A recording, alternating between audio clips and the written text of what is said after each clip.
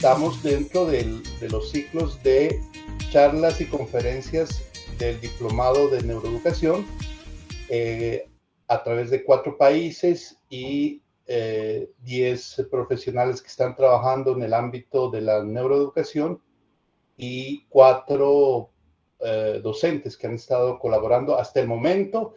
Y esta es la primera versión del diplomado. Agradecemos la oportunidad que nos dan para, pues, otra vez compartir estas sesiones que semanalmente vamos trabajando.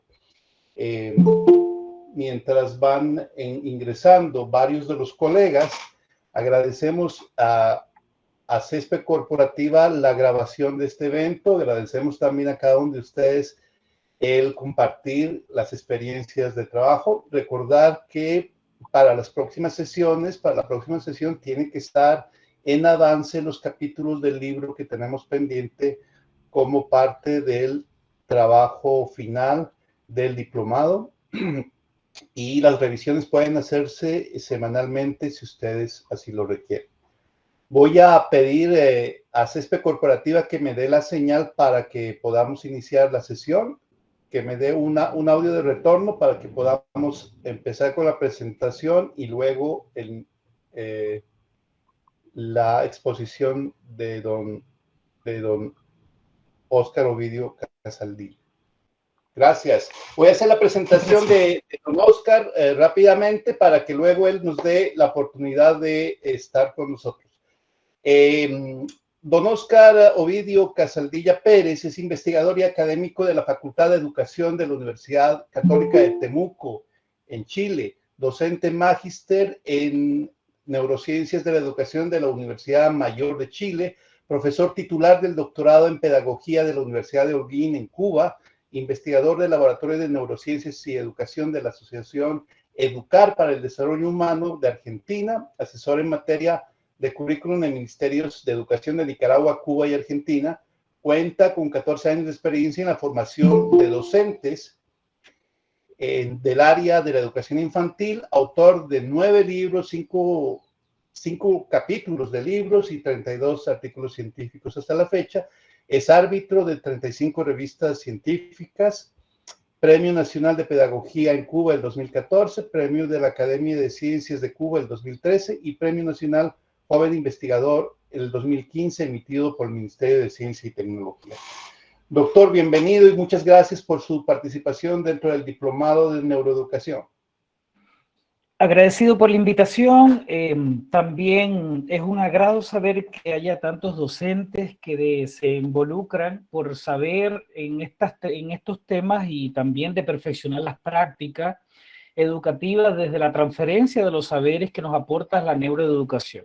Así que agradecido al colectivo de académicos que dirige este diplomado, al CESPE, y bueno, igual nos alegra sobremanera ver el engranaje didáctico que tiene el programa de diplomado, de manera tal que tengo el agrado de hacer esta presentación con la tranquilidad profesional de saber que me han antecedido en 2 núcleos de contenidos organizados en módulos anteriormente, contenidos que tienen un valor formativo respecto de las bases para comprender la neuroeducación y la inteligencia artificial, de manera tal que hay algunas cuestiones que nosotros presentaremos que, por supuesto, van a sistematizar los conocimientos precedentes que ya han venido abordando los diplomantes. No obstante, quisiera que si en algún momento algún contenido que se presenten tienen una consulta, una pregunta, quieren compartir alguna experiencia, nos podemos ir comunicando por el chat, pero también pueden levantar la mano, siéntanse en confianza, estamos entre maestros todos, de manera tal que sea una instancia que les aporte en este diplomado y que en efecto les permita tener una mirada distinta, con una reflexión crítica y pedagógica de lo que ustedes hacen en sus instituciones como académicos, docentes, directivos, metodólogos e investigadores. Me gustaría conocer, doctor Carlos, la composición de los diplomantes. Me refiero a las especialidades, ya estuve consultando el tema de los países, las especialidades de formación, si tienen ese dato, es decir, si hay profesores que se desempeñan en el área de la educación parvularia, básica, matemática u otras. Por favor. Claro que sí, doctor. La mayoría de los participantes tienen que ver con el ámbito de educación, sea en docencia o como profesión dentro de su nivel profesional. Bueno, estamos profesionales de Cuba, profesionales de Venezuela, de Costa Rica, de Panamá, y pasan muchas profesiones porque hay médicos, hay profesores, hay docentes universitarios, mayormente, ¿verdad? Ese es nuestro rango, y pues de diferentes profesiones, tratando de ver la neuroeducación como base de la expectativa que se puede dar en cuanto al trabajo académico que van a realizar. Ellos tienen que realizar una propuesta de capítulos de libro para el final de curso, entonces todos tienen una temática referida que va desde los ámbitos docentes universitarios, temas de música y educación, temas de orientación profesional y temas de enseñanza de la medicina. Perfecto. Entonces, sin más dilación del tiempo, y si me lo permiten, voy a compartir una presentación electrónica para ir guiándonos visualmente.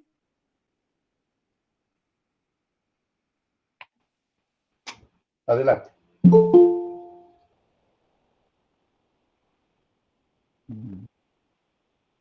¿Se visualiza? Por favor. Así es, doctor, adelante. ¿Sí? Bueno, pues este es el tema que básicamente nos va a reunir en este rato que vamos a compartir. En este momento yo no veo el chat, tampoco veo las cámaras, pero no tengo ningún problema. Ratifico que alguno de ustedes desea hacer una intervención, me interrumpe, yo accedo con total gentileza y también generamos algún espacio de intercambio.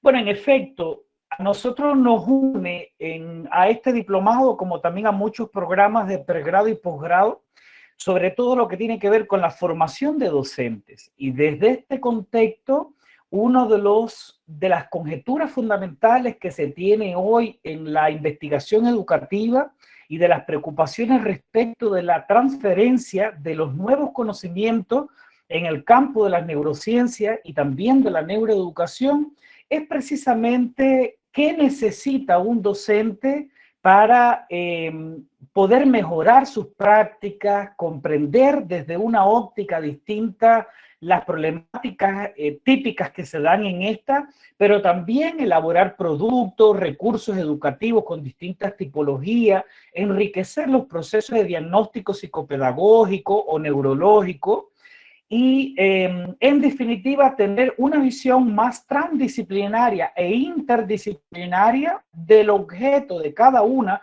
de las profesiones, pudiendo integrar transferencia de múltiples disciplinas, en este caso con una mirada y un enfoque pedagógico y didáctico que se centra sobre todo en dirigir un proceso educativo, un proceso de enseñanza-aprendizaje, los procesos de orientación a la familia y a las comunidades educativas, dirigir los procesos de diagnóstico psicopedagógico y evaluación de los aprendizajes, la retroalimentación. Entonces la conjetura fundamental sería que de todo ese conjunto de saberes, de conocimientos, de conceptos, principios, yo puedo utilizar, yo necesito como docente, necesito como investigador, como directivo, para poder enriquecer esta práctica educativa desde una visión distinta y desde una visión que logre un equilibrio entre el conocimiento de la ciencia y la realidad educativa.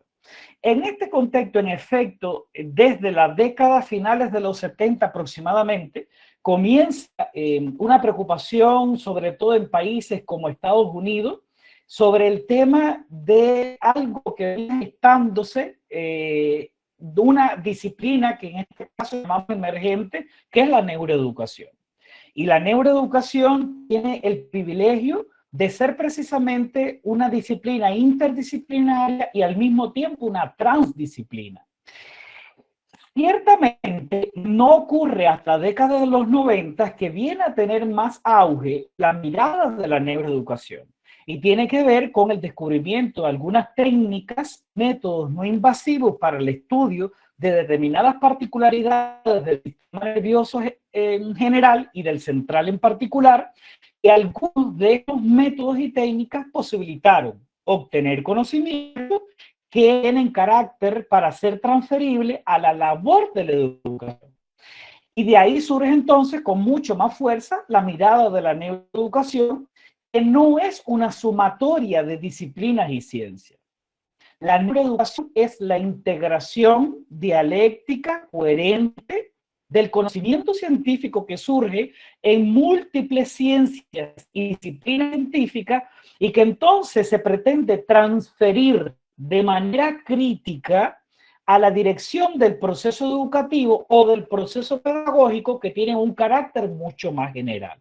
El proceso de enseñanza-aprendizaje es parte del proceso pedagógico o del proceso educativo y por tanto tiene un carácter mucho más particular. Y en este contexto, integración no es sumatoria, ratifico. Integración es la unión coherente de saberes, conocimientos, teorías, competencias, habilidades profesionales que tiene un carácter formativo en la formación inicial y continua de docente y que en este caso, en las ciencias de la educación, se debe de dar un enfoque pedagógico y didáctico. Ustedes han podido leer muchos artículos, capítulos de libros o libros que en los últimos años han aumentado y que están indexados en bases de datos o artículos, también en bases de datos y revistas, que cada año aumentan más. Pero cuando hacemos un análisis crítico de muchas publicaciones, también se percatarán que en efecto hay conocimientos científicos que tienen un valor, que se obtiene en el campo de las neurociencias y que no hace un aporte trascendental a las ciencias de la educación o a la didáctica como ciencia. Y de ahí está ese carácter reflexivo crítico de qué yo voy a traer para transferir que haya sido validado a una práctica educativa o a un proceso de enseñanza-aprendizaje. Esto tiene que ver con algo que también se ha denominado el síndrome de lo neuro. Hay muchas disciplinas, han aparecido muchos conceptos en los últimos años que delante se le coloca el prefijo neuro. Y para muchos en algún momento lo neuro era la panacea de lo que posiblemente nos iba a resolver los problemas de la educación. Y realmente en ese sentido hay que ser muy cuidadoso. Los extremos son negativos. Se trata de una mirada crítico-reflexiva en la que nosotros logremos mantener un equilibrio desde las ciencias pedagógicas, la didáctica, la psicología educativa del desarrollo u otras ciencias o disciplinas, pero donde realmente se logra el transfer conocimientos que hayan sido validados y que en efecto tengan un valor para comprender estos desempeños profesionales en los que ustedes están como pediatras, como neurocirujanos, como docentes, como directivos, y que en efecto en eso hay que ser cuidadoso, hay que ser meticuloso, hay que ser reflexivos, críticos, de manera que el enfoque pedagógico o el enfoque médico o el enfoque didáctico, según sea su disciplina de origen en la que usted se forma, el objeto de su profesión, no se pierda en el tiempo. Bien, en este contexto, para nosotros, por las experiencias en la formación de docente, nos parece relevante hacer énfasis de que en las investigaciones que hemos realizado en los últimos años, también con distintos países, consideramos que la neuroeducación en efecto es un campo pertinente a integrar, dado que nos permite tener una mirada distinta del saber pedagógico y el saber disciplinar para poder comprender con mayor argumento ese conocimiento pedagógico, psicológico, neurocientífico, didáctico que necesita un profesional. Y desde esta mirada partimos entonces esta conferencia y lo defendemos como parte de los estudios realizados que en efecto es pertinente y necesario perfeccionar en nuestros futuros profesionales el dominio de la estructuración de los contenidos en las mallas curriculares, en los programas de disciplinas y de cursos relativos al sistema nervioso central. Y en particular lo que tiene que ver con el cerebro, las estructuras corticales superiores, sin demeritar que también en la formación integral del sujeto, las estructuras subcorticales, donde radica el sistema límbico, también tiene una prevalencia, una importancia en toda esa formación que nosotros queremos garantizar en el sujeto. Y esto nos permite, en definitiva, poder comprender y fundamentar con nuevos argumentos, con una visión distinta, la enseñanza y el aprendizaje desde las primeras edades. La neuroeducación no es únicamente para la educación infantil. Es una gran disciplina que nos aporta fundamentos para comprender cómo ocurre este proceso de aprendizaje, de educación, de instrucción y de enseñanza en las distintas etapas del desarrollo y en los distintos niveles de educación. Y desde esta mirada, quiero colocar un ejemplo de cómo una de las bases curriculares del contexto chileno, en particular del nivel educación parvularia, esta base curricular del año 2018 explicita con toda intención qué necesita un docente de educación parvularia para dirigir una práctica educativa atinente con los nuevos descubrimientos de la neurociencia, pero en equilibrio con las ciencias de la educación y la psicología del desarrollo.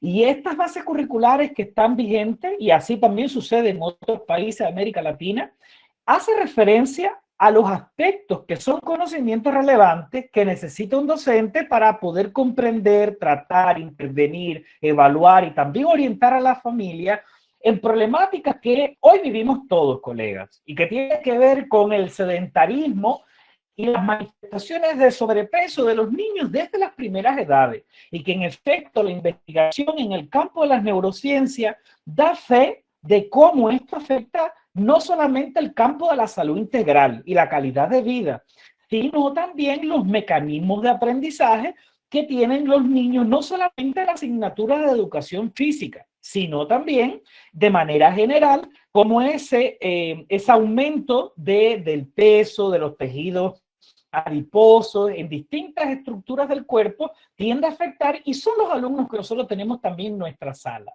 Y también critica y aporta, en efecto, cómo la falta de movimiento y los problemas relativos a la alimentación inciden también en la educación y son factores de riesgo para una salud integral, y que en efecto también generan limitaciones en cuanto al bienestar y la calidad de vida.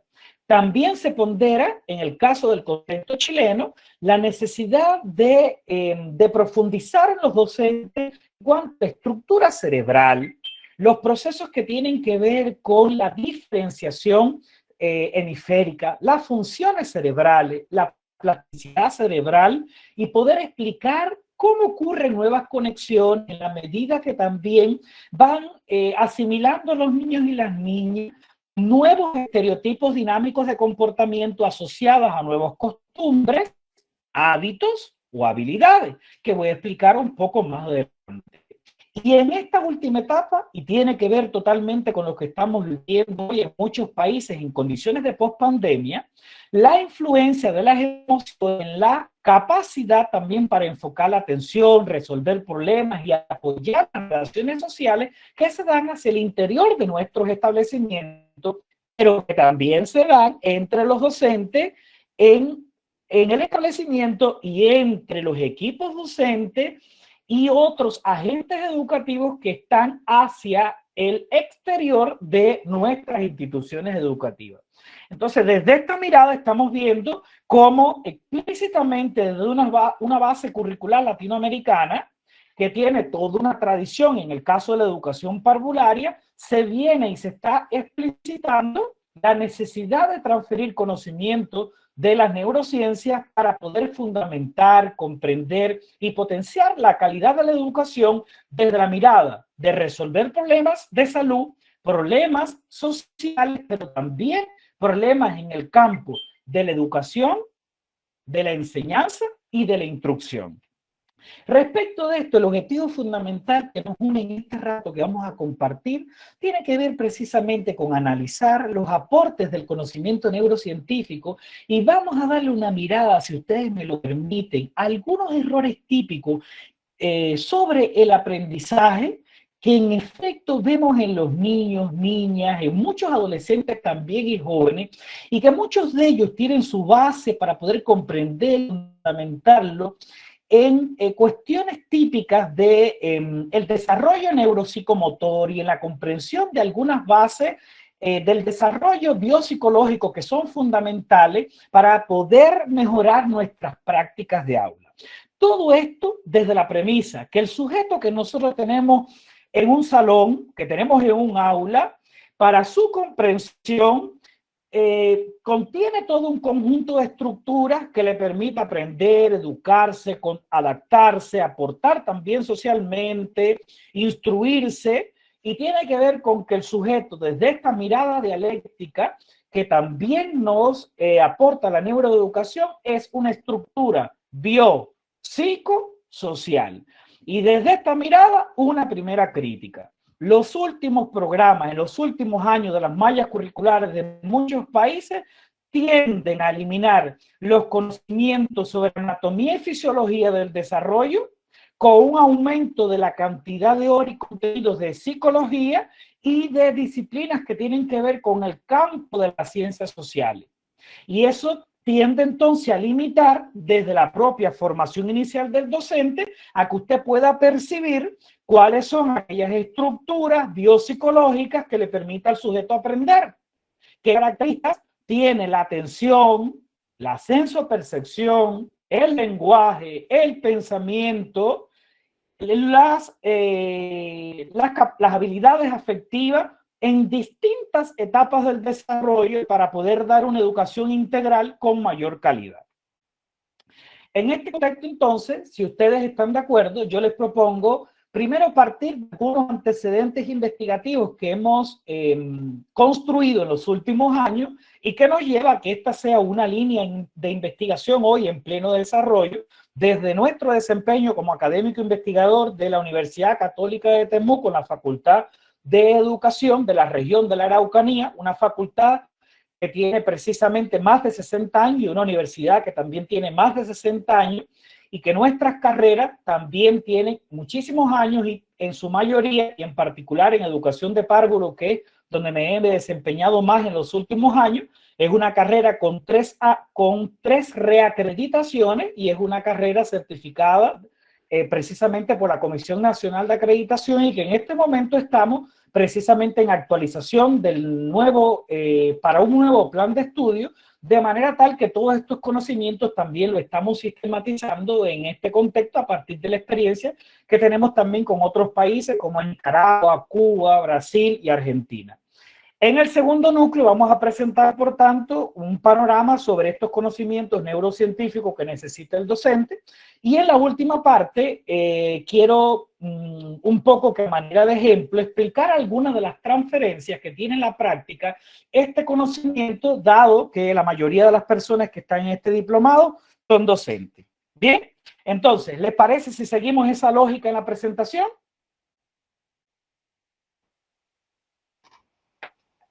Adelante, compañeros, tienen la palabra. Sí, en mi caso particular me parece excelente, excelente. Sí, excelente.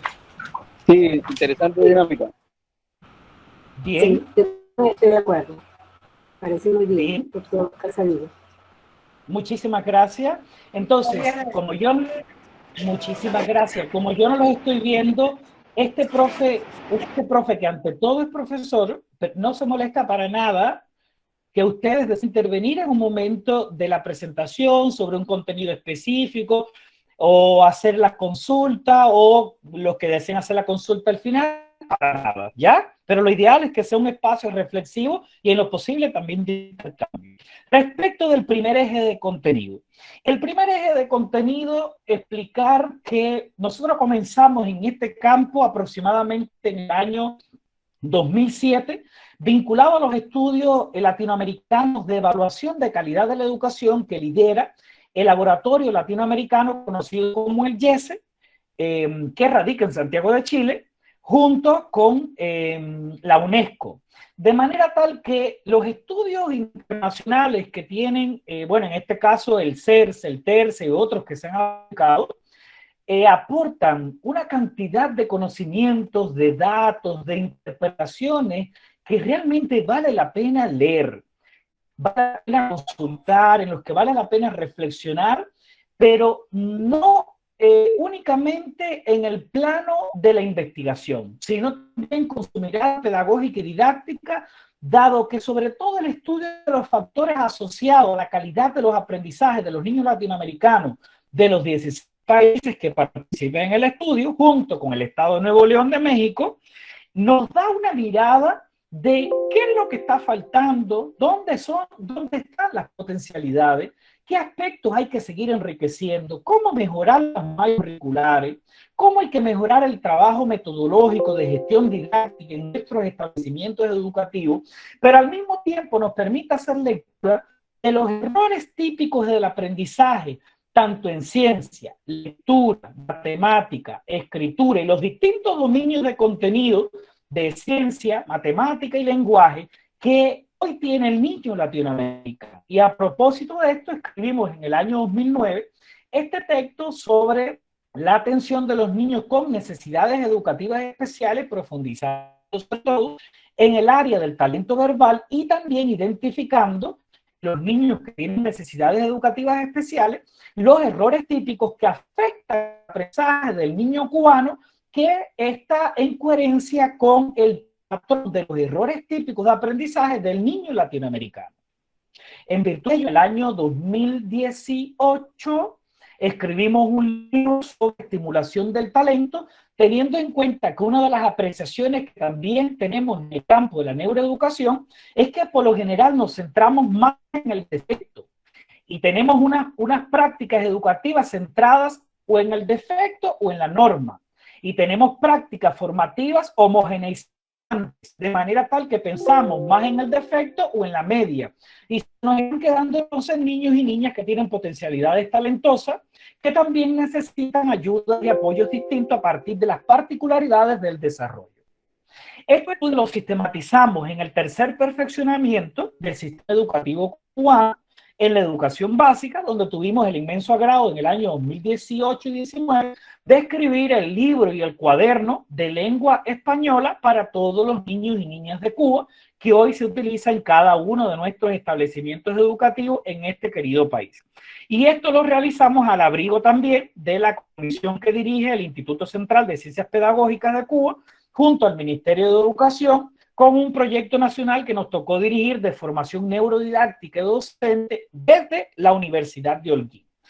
Y en este contexto, además, un espacio fundamental para poder transferir estos saberes tuvo que ver con la elaboración del plan de estudio E o generación E de el nuevo plan de estudio en los que se forman todos los docentes de educación infantil en Cuba, donde en efecto nos percatamos que el programa de la disciplina Formación Pedagógica General tenía falencias bastante volubles en cuanto a la explicitud de los conocimientos anatómicos y fisiológicos, que limitaban por tanto a los docentes desde la formación de pregrado para conocer las bases neuroanatómicas que fundamentan las funciones psicológicas que necesitamos todos y todas para poder aprender. Y en este sentido, se delimitaron entonces núcleos que ustedes están observando en la pantalla, que nos parecieron que son fundamentales para formar al docente desde su formación pedagógica general, para que cuando lleguen las didácticas tenga una visión de cuáles son esas estructuras biopsicológicas y entonces esté en mejores condiciones para identificar el método que va a utilizar en la clase, el procedimiento didáctico, el método de enseñanza o los medios de enseñanza, los instrumentos para la evaluación formativa, sumativa, diagnóstica del aprendizaje, de manera tal que junto con estas miradas de perfeccionamiento de las mallas curriculares, en este caso en Cuba, una premisa fundamental, queridos docentes, y si alguno de ustedes tiene implicancia en la elaboración de programas de estudio, es que no todo el conocimiento neuroeducativo, neurocientífico, biopsicológico o de anatomía, fisiología se puede impartir en el pregrado.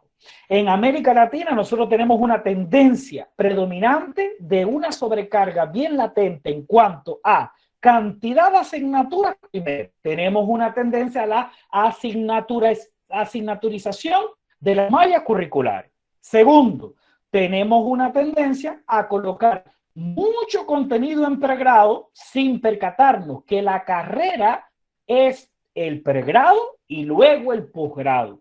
De manera que las universidades tienen que percibirse, y es una tendencia contemporánea, de que existan contenidos que se aborden con cierto nivel de profundidad y con un nivel acertado de calidad en el pregrado.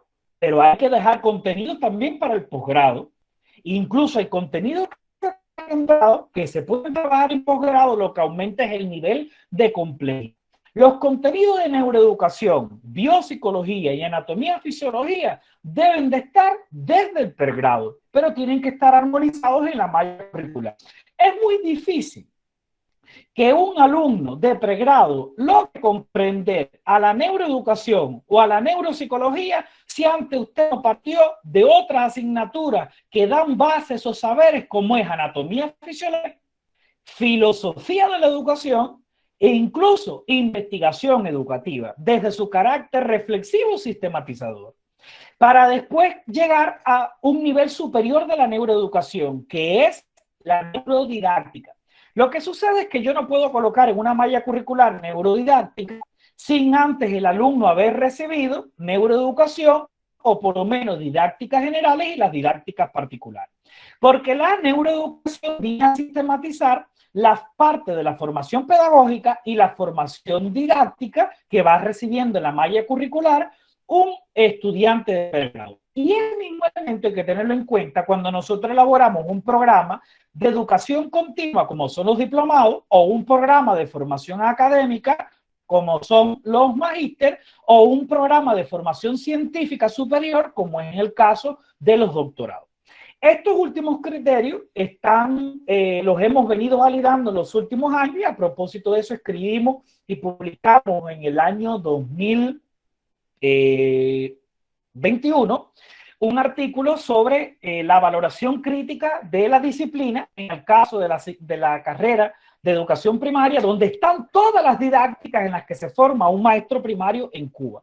Estas publicaciones todas están en acceso abierto, igual ustedes las pueden consultar y no me desagradaría para nada con el doctor Carlos enviarle algunos de los artículos que tenemos al respecto, por si les pudiera aportar en algún elemento respecto del diplomado. En el año 2018 realizamos un estudio de 484 artículos publicados en la Web on Science o WOS, Corriente Principal de la Ciencia de la Contemporaneidad.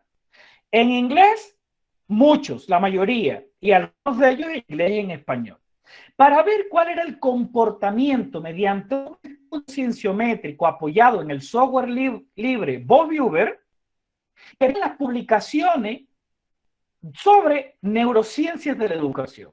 Y de ahí obtuvimos varias interpretaciones. La primera interpretación es que en lengua inglesa el predominio es de que se hable de neurociencias de la educación, no de neuroeducación. Apreciamos también de que la mayoría de las publicaciones están en idioma inglés. Hay un porcentaje bien alto de las publicaciones que no están en acceso abierto. Este mapa que ustedes ven es un mapa que se construye sobre la base de coocurrencia, de manera tal que la coocurrencia nos extrae los metadatos que están en el título, resumen y palabras clave de los 484 artículos. Y de ahí entonces vamos a insertar esa información en el BossViewer mediante un archivo en TXT que se extrae de la base de datos WOS y nos permite procesar los principales conceptos o categorías que son objeto de investigación en los últimos 5 años respecto de las neurociencias de la educación. Y al mismo tiempo el BossViewer, y este artículo ya está en prensa, listo para salir en acceso abierto para todo el mundo, en la revista Estudios Pedagógicos de la Universidad Austral de Chile, de manera tal que nos permita también apreciar los clústeres o grupos de investigación. Es decir, cuáles son las principales líneas o campos de investigación que están dentro de este mapa general en los cuales hoy se investiga más y cuáles son las relaciones que existen entre ellos en el mundo. De manera tal que nos encontramos aproximadamente 5 grupos o clústeres que tienen que ver con el predominio de los conceptos vinculados a intervención, miren ustedes que son los campos más grandes, psicología, matemática, en este caso con el aprendizaje de la numeración, la enseñanza, experiencias, el docente y oportunidad de aprendizaje. Y el último campo mayoritario está vinculado al desempeño cognitivo. No obstante, hay muchos otros términos que el volumen de los circulitos son mucho más pequeños porque quiere decir que hay menor cantidad de publicaciones respecto de esos conceptos. Pero hay muchos que también tienen valor y que en este caso, aunque los circulitos estén más pequeños, no quiere decir que no tienen un valor al efecto de una investigación. De hecho, yo en particular soy del criterio, y perdonen que no quiero imponer tampoco mi criterio, que para la delimitación de un tema de investigación en un magíster y un doctorado, se debería, respecto de esa preocupación que se pretende por un doctorante o por un doctorante que inicialmente, y yo veo que vislumbra como tema de investigación, que yo haga un estudio cienciométrico de esta naturaleza, porque eso me permite determinar qué hay, cuál es el estado del arte, pero al mismo tiempo, cuáles son los sesgos o limitaciones y respecto de ellos, cuáles pudieran ser las posibles aportaciones desde una investigación aplicada, teórica o de otro tipo. Y hay múltiples campos y temas de investigación que hoy se trabajan, como es la formación de estudiantes de medicina, la neurología, los estudios sobre depresión, los estudios sobre la memoria, el enfoque de género, el papel de la experiencia, el papel del neuromito, la elevación de la calidad en la clase, el papel de la práctica, la formación integral del niño, lenguaje, la formación del adolescente, los neurotransmisores, las políticas educativas en relación con la neuroeducación, en general son temáticas que cuando hicimos el estudio, que nos tomó aproximadamente unos 6 meses, por el volumen de documentos, 484, y no todos en español, pues por supuesto nos ofreció múltiples interpretaciones que nos agradaría sobremanera que ustedes en algunos meses pudieran ya consultar este artículo.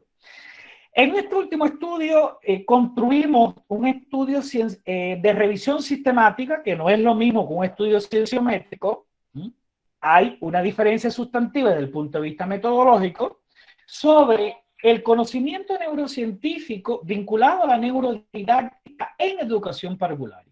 Y como revisión sistemática nos permitió, a partir de 50 documentos, identificar dónde se está estudiando más neurociencias vinculadas a la educación parvularia como países, qué métodos se utilizan y técnicas de investigación, cuáles son los principales artículos o tipos de artículos que se utilizan, los idiomas, las revistas, en este caso todos en acceso abierto, entre otras informaciones que son de valor para identificar los principales aportes en el campo de las neurociencias desde una visión neurodidáctica, en los cuales necesariamente el educador párvulo, desde su formación inicial, o el educador preescolar, como sé que se llama también en otros países, en efecto necesita que este tipo de conocimiento esté desde su malla curricular.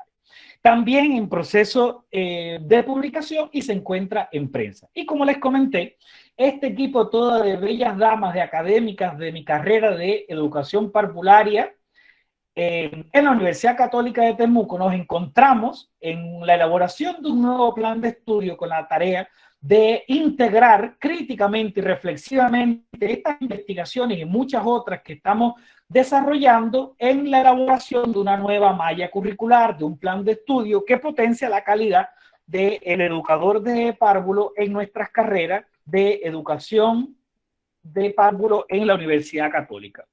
En el último mes, y lo vamos a abrir en el año 2022, terminamos un diplomado sobre neurodesarrollo, en este caso y en este momento solo fue para Chile, y que vale la pena también tener en cuenta porque es un diplomado que como opción de educación continua permite complementar lo que el alumno no recibió en el pregrado con nuevos conocimientos que en ese momento, cuando estaba en la carrera, tampoco existían en el campo de la ciencia.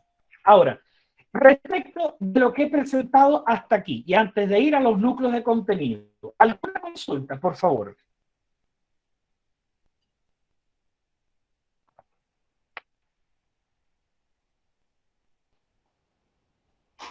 Adelante, compañeros. Sí, bueno, buenas tardes, doctor Carlos. Doctor Oscar.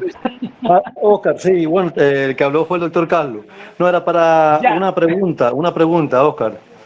Bueno, yo trabajo acá en la Universidad de Granma y acá Ya. se han desarrollado algunos estudios, pero muy incipientes al respecto. ¿En cuáles carreras fundamentalmente se trabaja más o hay mayor cantidad de aspectos relacionados con el trabajo con la neuroeducación?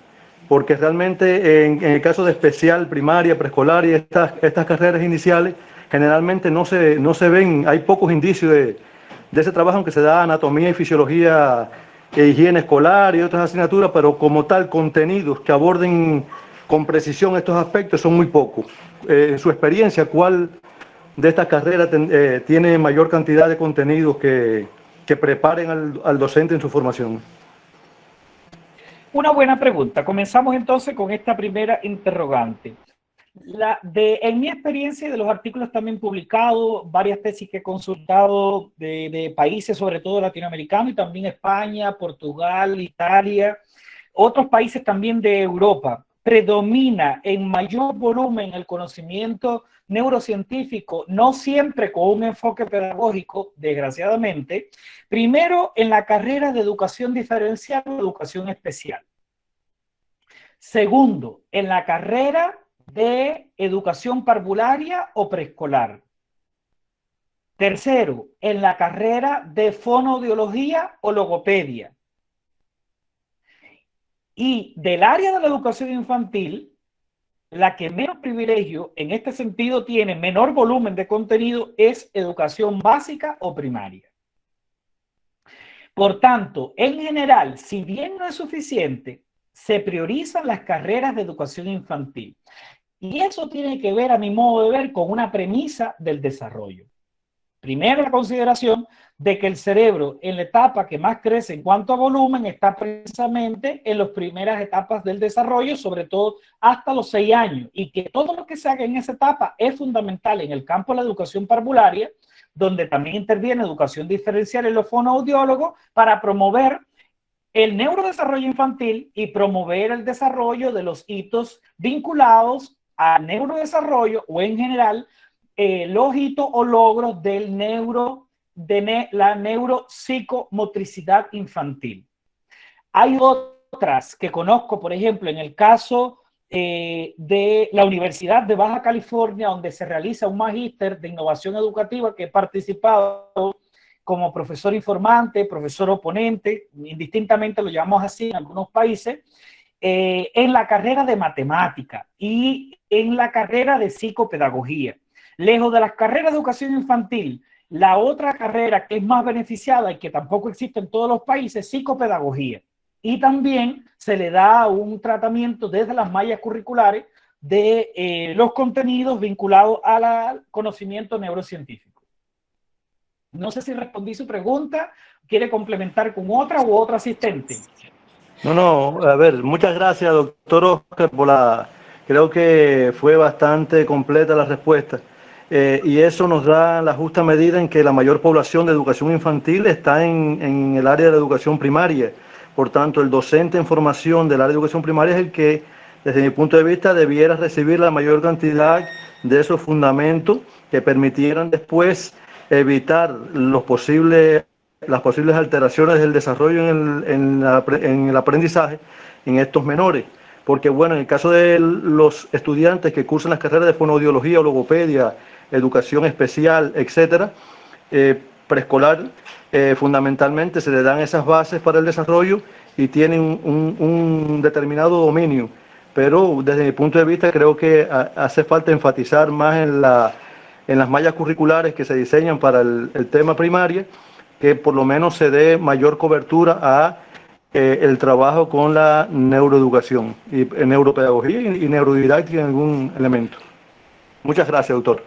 Totalmente de acuerdo y muchísimas gracias por su intervención. Buenas noches, por favor.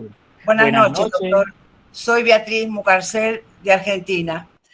Y me estoy haciendo Encantada. Me estoy haciendo algunas preguntas. Primero, en relación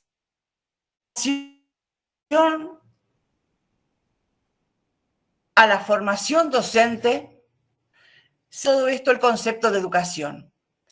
¿Cómo es posible poder poner en marcha una didáctica emocional cuando nosotros tenemos un diseño curricular, generalmente casi toda Latinoamérica lo tiene parecido, totalmente fragmentado por áreas, materias o como esté agrupado? Además de eso, que es muy importante, esa fragmentación se expresa en el abordaje de la persona. También algunos especialistas en el maternaje y en la educación especial especialmente, que se dedican a la psicomotricidad, a la fonoaudiología, como si la persona estuviera dividida en tantas partes como especialistas existen.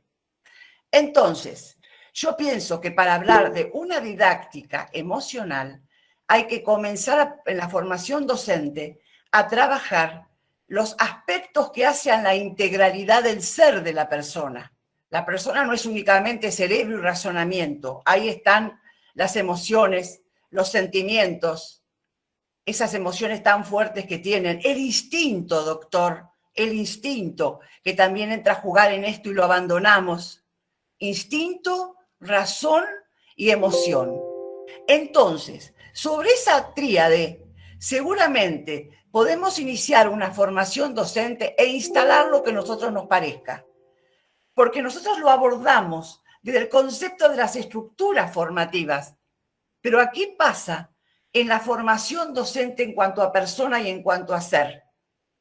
Si no se trabaja la persona, de ninguna manera es posible nada de todo lo que nosotros queremos llevar adelante, porque unos van a trabajar el área del conocimiento, otros tratan de incorporar la emocionalidad, otro tratará de comprobar y trabajar con el arte, pero es todo uno, no existe tal fragmentación.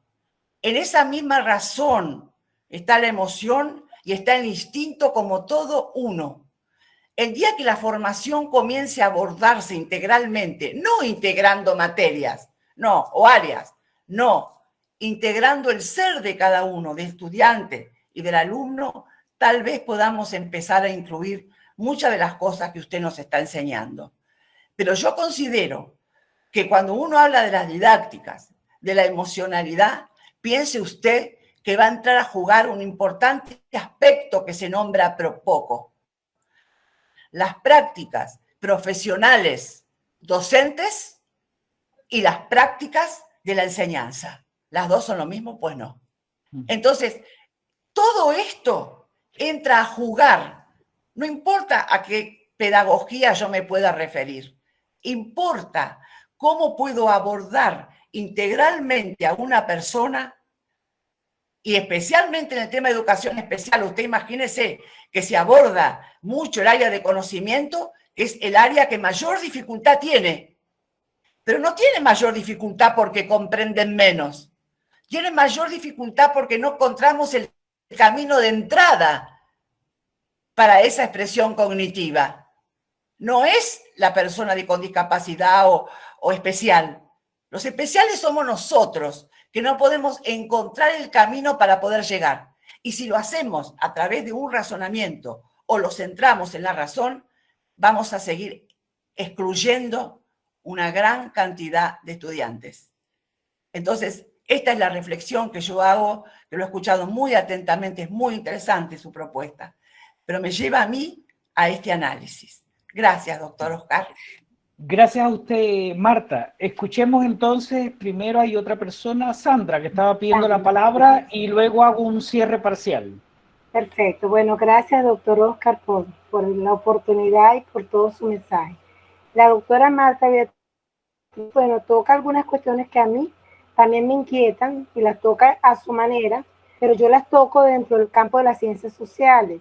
Evidentemente, aquí en Venezuela, nosotros nos formamos en ciencias sociales y yo soy de la mención geografía e historia, pero realmente en el plano del ejercicio somos los docentes preparados en educación media, donde cada día entran más niños, porque ya entran en edades hasta de 10 años, 11 años, en otras épocas entraban en otras edades, es decir, que estamos entrando con una población muy joven para la educación media.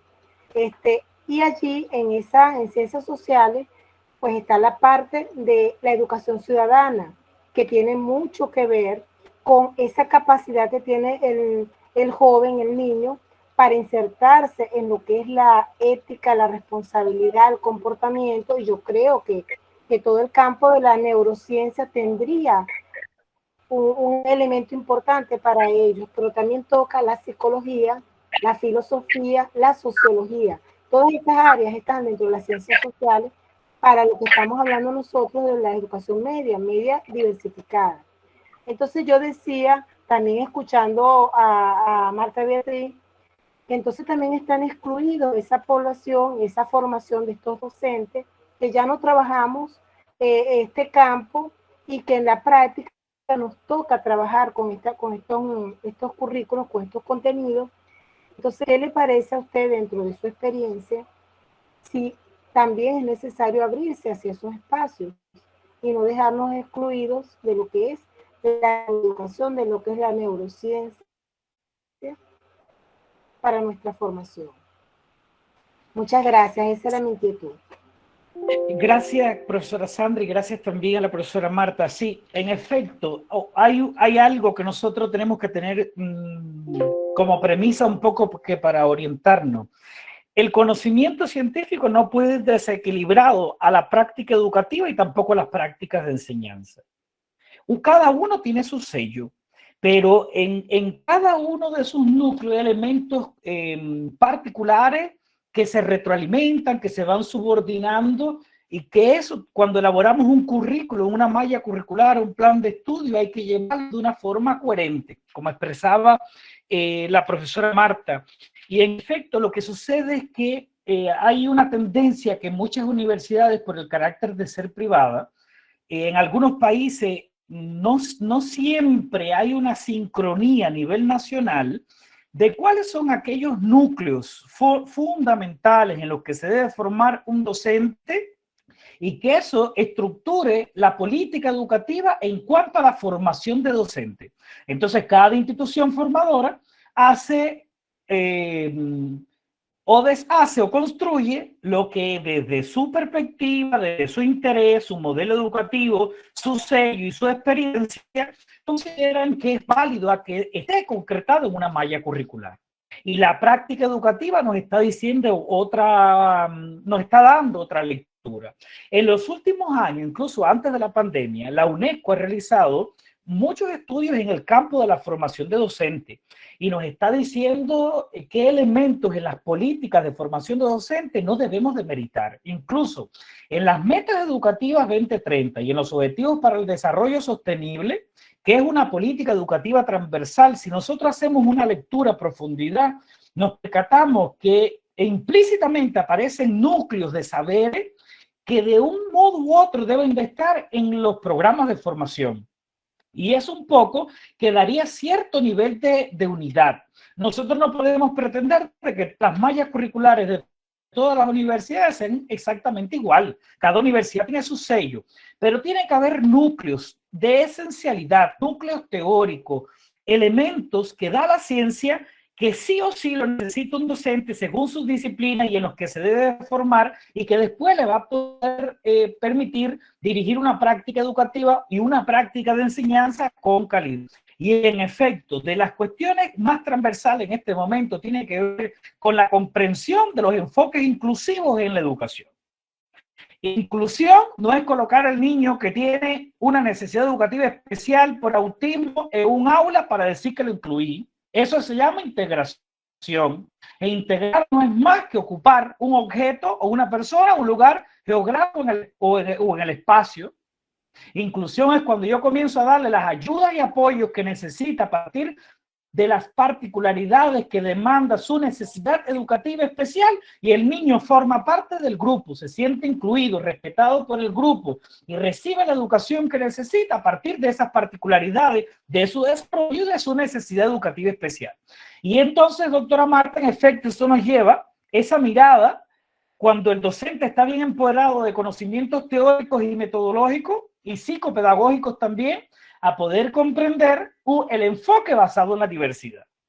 Y que ese enfoque basado en la diversidad nos permite entonces aceptar, tolerar desde una posición más sensible, más reflexiva, pero no se trata de aceptar y tolerar porque yo me quiero hacer el maestro bueno que recibe todos los niños que envían para mi salón o que tengan necesidades educativas especiales, o el adolescente.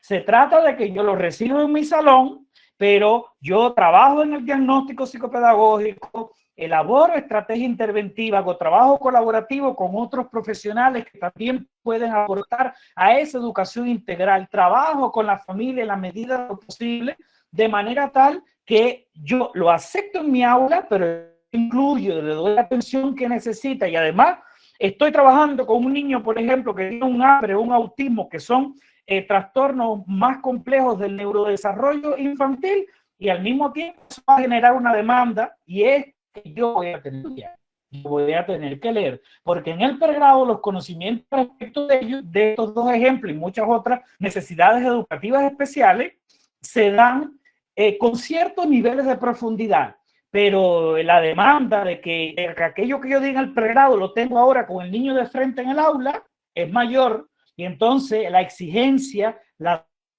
demanda social, el reto, el desafío que se impone, siempre me va a llevar a estudiar, a consultar, a buscar, a preguntar, a estar en un diplomado, a leer, etc. Y eso es lo que nos permite también autoperfeccionarnos. Pero eso lleva a que también desde las mallas curriculares de formación nosotros sentemos competencias reflexivas, competencias de sistematización de la práctica y competencias también en investigación educativa, que permita que el docente reflexione sobre su realidad educativa inmediata, genere innovación pedagógica, innovación educativa, para resolver los problemas atinentes que tiene con sus niños, adolescentes o jóvenes, y que además sepa posicionarse en fundamentos teóricos para que hacer una reflexión crítica. A nosotros nos pasa que los docentes crean recursos digitales, estrategias, etcétera, pero llegan por lo general a un nivel de reflexión pedagógica. Lo crean, lo aplican, evalúan, diagnostican bien y en su mayoría le da resultados, pero no siempre conocen el fundamento teórico de eso que están haciendo. Y ahí es donde a veces se cometen errores por desconocimiento de conceptos, de métodos, de teorías, de procedimientos, de caracterizaciones psicopedagógicas, y tiene que ver porque no llegamos a una reflexión crítica, nos quedamos en la reflexión pedagógica que va más al hacer para resolver un problema circunstancial, pero le falta el fundamento. ¿Ya? Y bueno, yo me alegro sobremanera que ustedes estén, porque en instancias como este, uno se enriquece el fundamento que enriquece lo que ustedes recibieron en la formación de pregrado. Y desde esta mirada, entonces, ya algunos elementos que a nosotros nos parece fundamentales trabajar desde la formación de pregrado, sistematizar en la formación de posgrado, de manera tal que son conocimientos neurocientíficos que hemos validado en los últimos años en la formación de docentes, en pregrado y posgrado, y que nos parece fundamentales por su carácter de núcleo, porque cuando nosotros hablamos de cada uno de estos núcleos, derivados de ellos hay muchos otros conocimientos que no caben en esta lámina, pero estos son fundamentales para poder comprender esa estructura biopsicológica y social de la cual es el sujeto que aprende, se instruye y nosotros educamos también.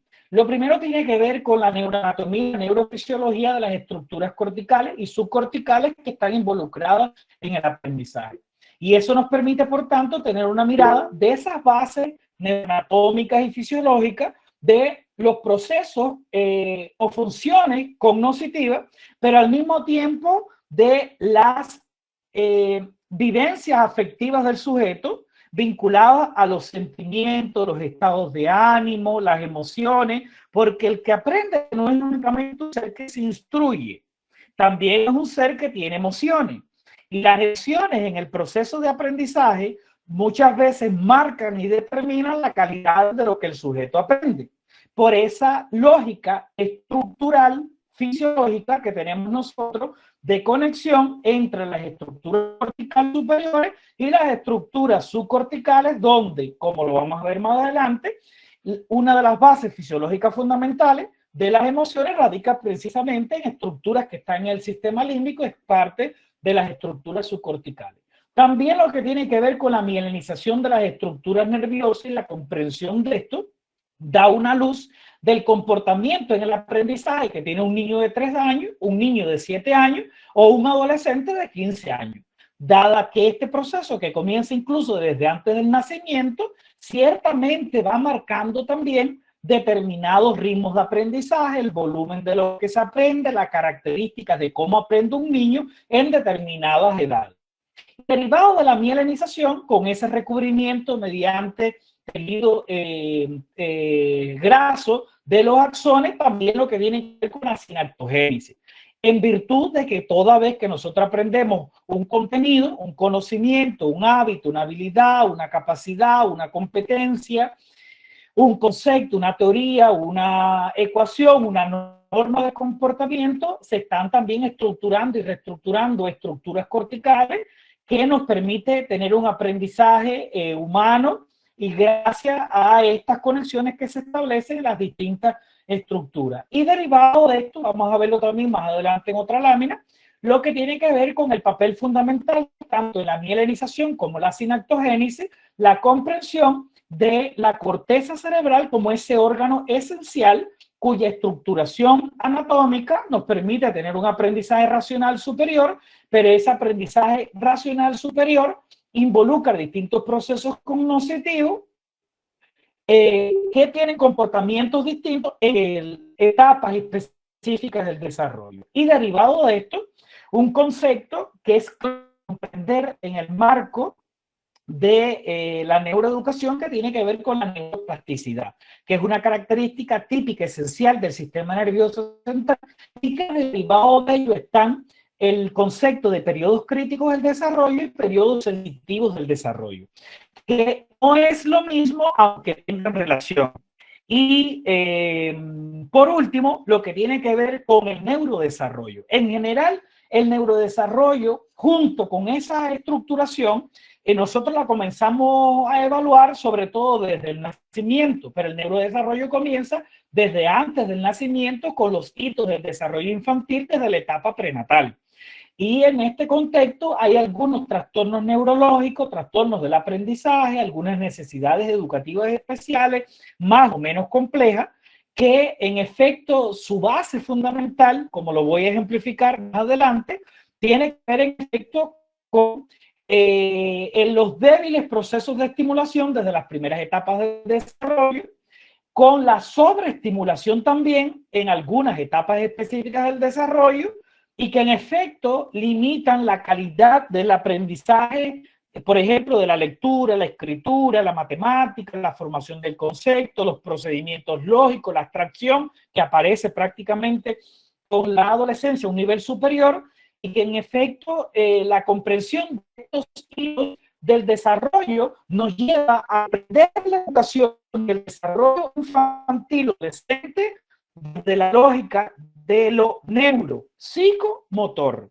no solamente desde lo neurológico, sino desde esa triada, y cómo esa triada en efecto tiene un impacto en los mecanismos de aprendizaje, en el modo de aprender, en los ritmos de aprendizaje, incluso en la asimilación de determinadas estrategias de aprendizaje por parte de los niños, niñas, adolescentes y jóvenes. Desde esta mirada, lo que más necesita en el campo de la neuroanatomía dominar a un docente se circunscribe sobre todo, en particular, en el sistema nervioso central, las estructuras que forman parte, y en este caso, en el caso del cerebro, que es parte de uno de los órganos del sistema nervioso central, la estructuración genérica también que tiene desde el punto de vista transversal con los distintos hemisferios, la unidad que le da el cuerpo calloso, por supuesto lo que ya ustedes vieron en otros módulos sobre los distintos lóbulos que tiene nuestro cerebro y por supuesto tanto en un hemisferio como en otro. Pero no podemos dejar solamente que se quede en lo anatómico, ya desde una mirada neuropsicológica, neurocognitiva y neuroeducativa. También es importante trabajar con los docentes en formación las relaciones que ocurren en las distintas estructuras o lóbulos de nuestro cerebro, ¿ya?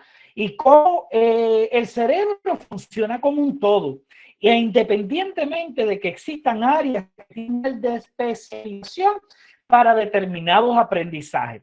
Por suerte, en la década del cerebro, la tendencia localizacionista de determinados aprendizaje, conocimiento un poco que se fue desmitificando. Y en efecto, nosotros reconocemos que en el caso de los aprendizajes lingüísticos, con el lóbulo en el hemisferio izquierdo, el papel que tiene el área de Broca, el área de Wernicke, el área motora es fundamental, pero no únicamente se aprende el lenguaje con esa estructura. Asimismo pasa en el caso de la matemática, donde es fundamental conocer que los aprendizajes más sustantivos a nivel cerebral se dan en la región intraparietal, pero no es únicamente la que participa en el aprendizaje de la matemática, porque en este sentido, todo lo que ocurre en el lóbulo occipital con la producción de imágenes, en el lóbulo parietal con los órganos de los sentidos y el procesamiento de la información que hace el cerebro mediante los órganos de los sentidos es fundamental. Y en este caso también el dominio de las funciones ejecutivas y su base anatómico-fisiológica en el lóbulo frontal es determinante también que se conozca. Y entre todo ello existe un conjunto de relaciones que se dan a nivel de corteza cerebral,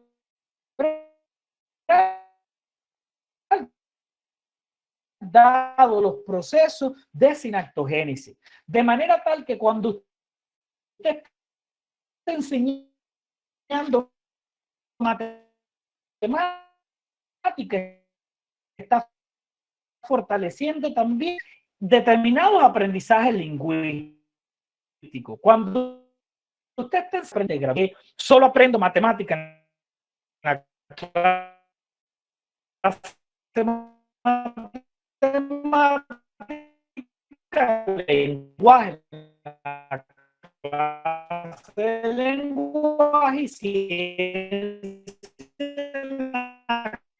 clase de ciencia.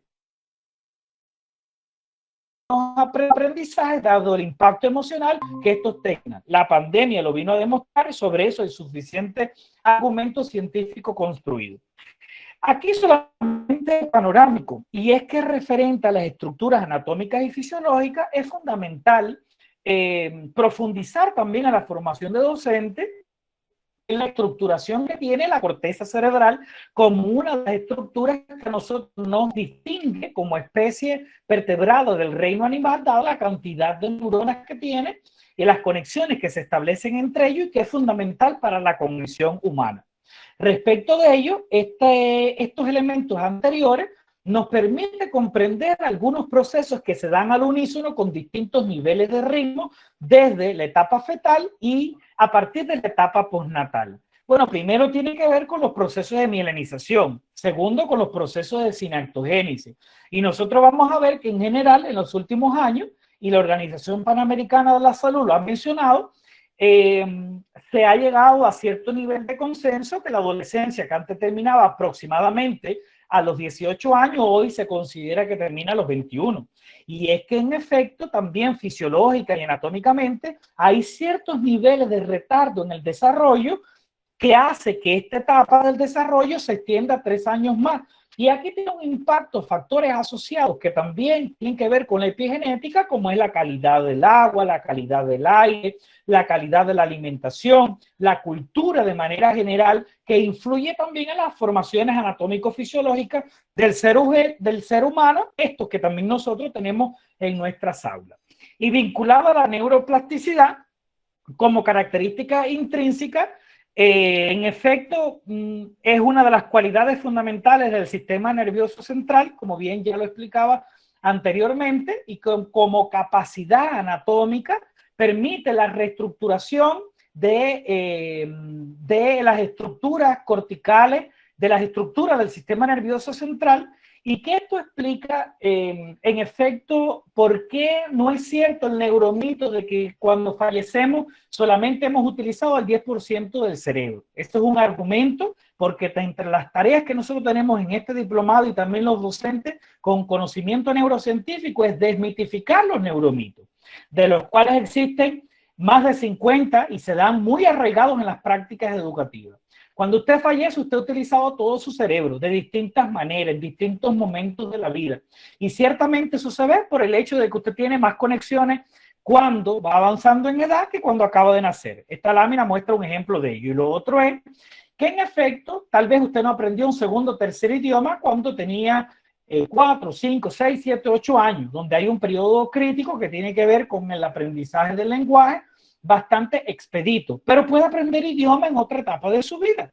Lo que pasa es que la estrategia para aprender, los métodos con los que lo van a enseñar, los procedimientos, la manera de evaluar, va a ser distinto. Lo va a aprender más rápido si usted tiene un buen oído fonemático y tiene habilidades fonoarticulatorias más predispuestas. Y va a ser mucho más difícil, va a necesitar mucho más ejercicio, entrenamiento, etcétera, cuando usted no tiene un buen oído fonemático, porque este sí sienta las bases y es una aptitud con P desde las primeras edades, incluso desde la etapa prenatal. Derivado de ello hay algunos conceptos que es importante también trabajar. El concepto de maduración, el concepto de aprendizaje desde esta mirada neuroeducativa y los conceptos de periodos críticos y periodos sensibles del desarrollo. Nosotros también desde una mirada, desde la obra de Vygotsky y también otros autores que investigan y han aportado a la psicología evolutiva del desarrollo, entre los criterios fundamentales que existen dos periodos críticos. El primer periodo crítico se da entre los 3 y los 8 años y tiene que ver básicamente con el aprendizaje del lenguaje. El segundo periodo crítico a partir de los 11 años, 12 años aproximadamente, con la adolescencia hasta los 21 años sobre todo, y tiene que ver con un volumen más acelerado del desarrollo psicomotor en cuanto a que se da un desarrollo más expedito, más acelerado, más voluminoso, no solamente del cuerpo, sino del control, el equilibrio, la coordinación de las estructuras físicas y cómo se controla por el sistema nervioso central esas estructuras. Por eso es que un adolescente tiene complejo cuando ve que los brazos están mucho más largos que en etapas anteriores de su vida, o tiende a caerse, a romper objetos, vasos con mayor frecuencia, y es porque está en una etapa donde su desarrollo motor grueso es bastante significativo. Y en el caso de los periodos sensibles, tiene que ver con etapas mucho más amplias en los que el cerebro del niño se encuentra altamente receptivo a los estímulos, como es, por ejemplo, de 0 a 6 años, lo que tiene que ver con las habilidades fónicas, y por tanto está más vulnerable a poder aprender, como en este caso, los conocimientos vinculados al lenguaje. Existe un conjunto de factores neurofisiológicos que marcan aprendizaje y que son transversales, entre ellos la lateralidad, la agudeza visual, lo auditivo y el esquema corporal. Y sobre esto, en lo que ustedes son especialistas, yo solamente voy a hacer énfasis en uno. Lo corporal marca también el aprendizaje, no solamente lo que tiene que ver con lo visual y lo auditivo. La coordinación, los equilibrios son fundamentales para aprender. El hecho de que el niño a los 15 días tenga control cefálico es un hito del neurodesarrollo fundamental. Veamos entonces que aproximadamente a los 10 meses ya se paran, 7, 8 meses gatean, se supone que a los 12 meses deben de caminar, a los 18 meses deben de correr. Estos son hitos del neurodesarrollo.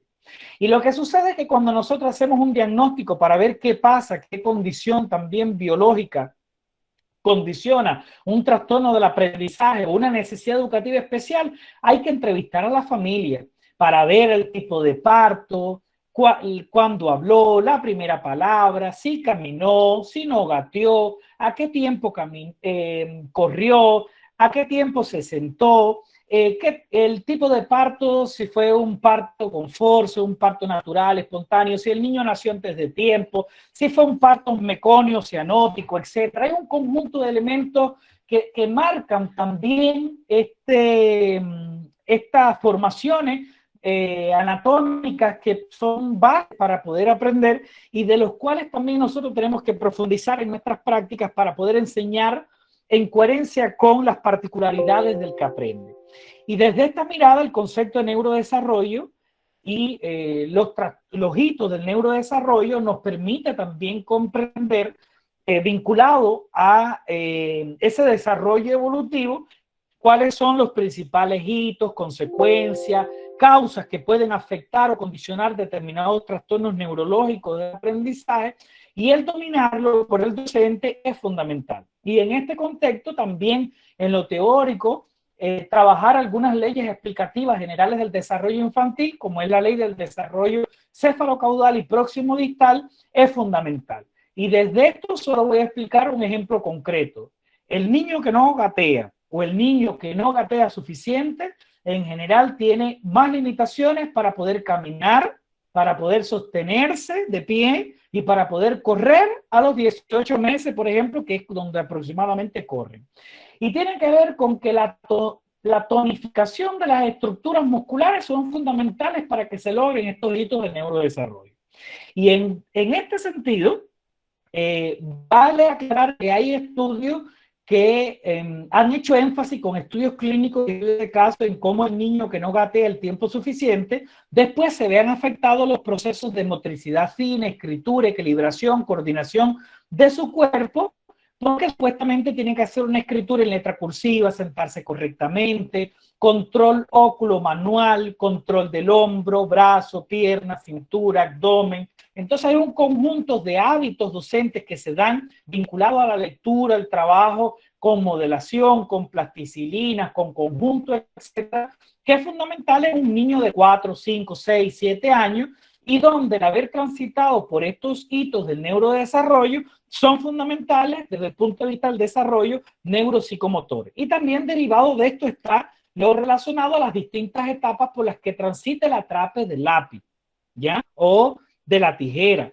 Y en este contexto hay una tendencia en los últimos años a que la familia exige a los establecimientos que el niño aprenda a leer y escribir desde la educación parvularia. La educación parvularia tiene un carácter propedéutico y sienta las bases para el aprendizaje formal de la lectura, la escritura y la matemática.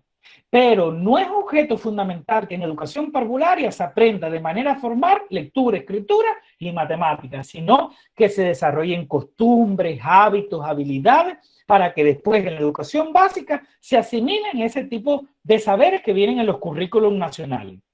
Pero para aprender lectura, escritura, entre otras cuestiones, sí es fundamental que en la educación parvularia se aprenda a recortar, modelar con plasticilina u otro objeto, contar, estimar conjunto, realizar rasgados, entre otras habilidades que derivado de la pinza digital y después van apareciendo otras habilidades de motricidad fina, van a ser fundamentales en el desarrollo infantil. Y sobre esto solo un panorama. Hay varios trastornos del neurodesarrollo que están hoy citados en múltiples artículos, que el DSM-5 también ha dado fe de ello, que es importante también trabajar en este tipo de programas para que el conocimiento que ustedes necesitan para hacer un buen diagnóstico psicopedagógico no se quede parcelado o un nivel de profundidad epidérmico. No es suficiente con el concepto, tengo que ir más allá del concepto, tengo que ir a los fundamentos, a las premisas, a los métodos, los procedimientos, técnicas e instrumentos y la manera de interpretar eso para poder llegar a un diagnóstico certero, si es posible, junto a otros especialistas y que la intervención, la estimulación se parezca en efecto a lo que necesita el sujeto de la educación.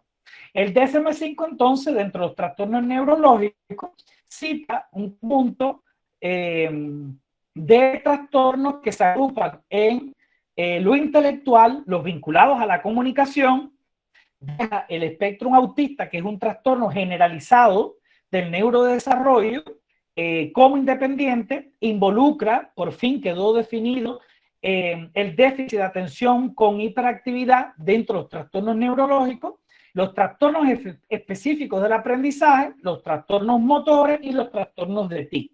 De manera tal que en este documento, que tiene un carácter también sistematizado de la ciencia, se reflejan algunas de las características fundamentales y los niveles que desde la APA se considera que es válido que en los diagnósticos, sin psicologizar la enseñanza y sin psicologizar los diagnósticos pedagógicos, se tengan en cuenta, porque todos ellos están vinculados al desarrollo neurológico de los niños, niñas, adolescentes y jóvenes con los que nosotros trabajamos.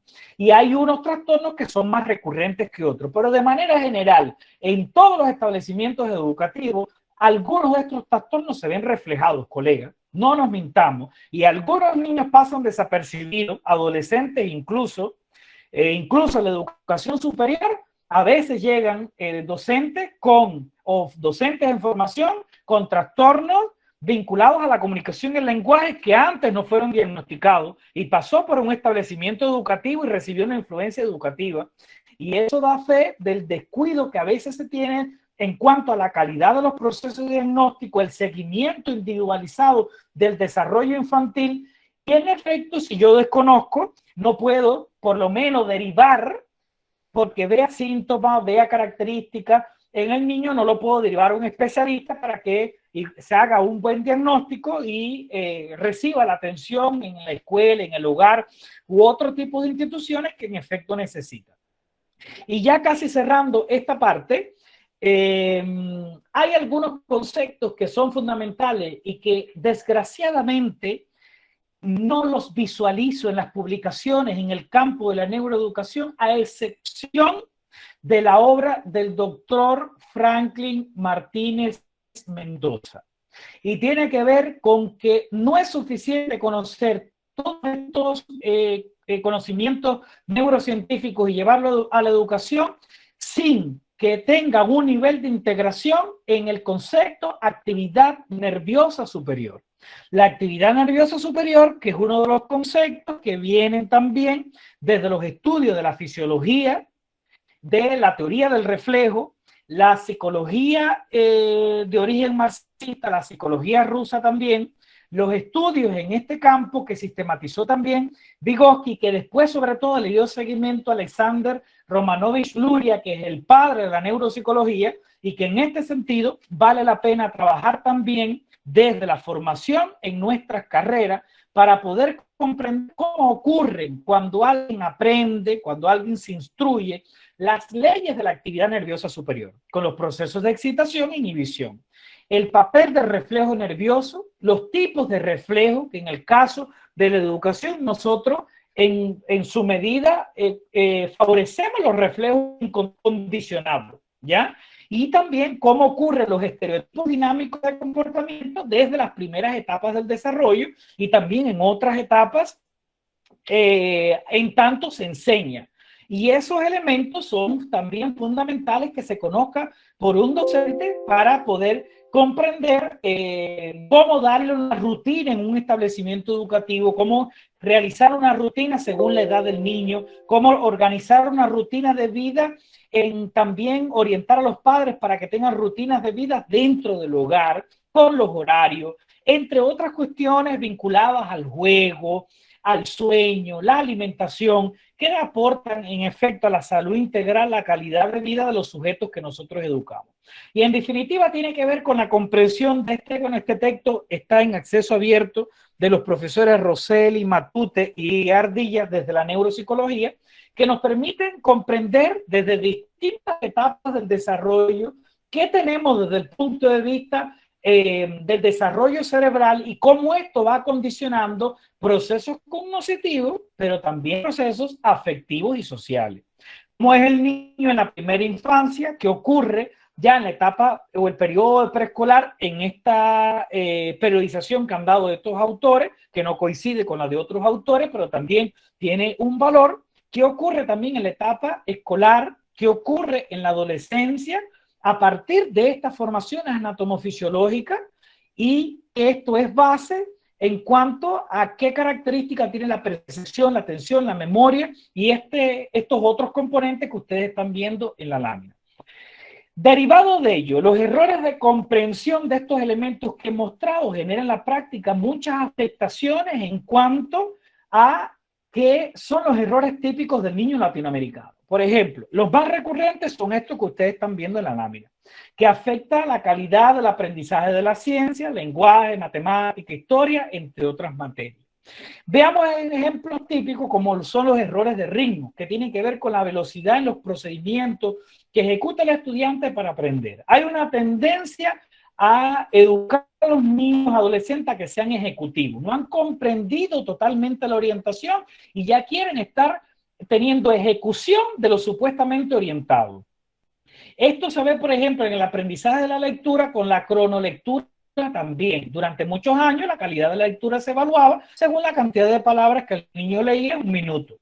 Y la pregunta sería, ¿el decodificar los signos gráficos en un tiempo determinado será lo mismo que comprender los significados de lo que leí? Pero estos errores, en efecto, generan prácticas que limitan la calidad de aprendizajes básicos y que luego repercuten y generan muchas veces trastornos del aprendizaje y que transita el niño con él en edades y niveles educativos superiores, como es el deletreo, el silabeo, la fragmentación, la segmentación en la escritura, la tendencia a la ejecución, que por supuesto los conduce al error. También los errores que tienen que ver con la orientación espacial y el control psicomotor. El escaso e insuficiente control psicomotor limita, por supuesto, la motricidad fina. Y esto afecta a los procesos de escritura, la lateralización, la diferenciación hemisférico-cerebral, la comprensión de los cuerpos geométricos, la clasificación, la estimación matemática, el cálculo, la organización de procedimientos matemáticos, entre otras operaciones. También tiene que ver con la orientación temporal. El niño no se orienta adecuadamente en el tiempo. Entre los 4, los 5 años y medio, 3 años y medio puede ser funcional del desarrollo, que el niño diga, ayer fui a la playa, porque típico de la adquisición del lenguaje, en la etapa verbal, todavía son las estructuraciones gramaticales y morfosintácticas está en pleno proceso de asimilación. Pero nos encontramos con niños de 7 u 8 años que también tienden a cometer este error. Y asimismo también los errores semánticos de comprensión, donde existe una tendencia en América Latina a que se comprenda más lo literal, lo reproductivo, es decir, lo que está tácito, epidérmico en el texto. ¿Quiénes son los personajes del texto? ¿Cuál es el título del texto? Y así cuestiones que son más comprensibles porque no hay que hacer grandes interpretaciones, inferencias, comparaciones, etc. Y de los errores que son típicos y que no solamente afectan el aprendizaje de los niños y adolescentes están los errores semánticos de comprensión. Y esto tiende a una limitación a afectar también la calidad de los procesos reflexivos y la formación del pensamiento crítico creador. Si usted no comprende los significados, es muy difícil que forme un pensamiento crítico y reflexivo. Por eso la comprensión de significado es fundamental y hay distintas formas y estrategias para trabajar estos elementos. Bueno, ¿qué nosotros recomendamos en este campo? Entre las exigencias didácticas es que desde las primeras edades utilicemos los distintos órganos de los sentidos posibles para enseñar, sea un niño, un adolescente o un joven. No es lo mismo que únicamente usted tenga palabra para enseñar a que usted recree lo que enseña con imágenes, figuras, libros, material que el niño pueda tocar en las primeras edades, que tiene un pensamiento predominantemente manual concreto a partir de los 5 años de edad, o incluso video, música, y que eso además está acompañado por el enfoque lúdico de la educación, que además puede estar acompañado por el empleo de las nuevas tecnologías, la gamificación como metodología activa, y que además pueda ser fortalecido con el trabajo colaborativo, donde él aprende en lo individual, pero aporte también al grupo y aprenda del grupo como un escenario de socialización. Derivado también de esto, la neuroeducación está haciendo un llamado a comprender mejor la diversificación de la enseñanza y la diversificación de la evaluación. Lo que pasa es que si la enseñanza es homogénea, es más difícil evaluar de forma diversificada. Y esto tiene que ver con el hecho, primero, de comprender que calificar no es lo mismo que evaluar, ¿ya? Y que evaluar no es lo mismo que retroalimentar, pero que entre calificar, retroalimentar y evaluar existen relaciones.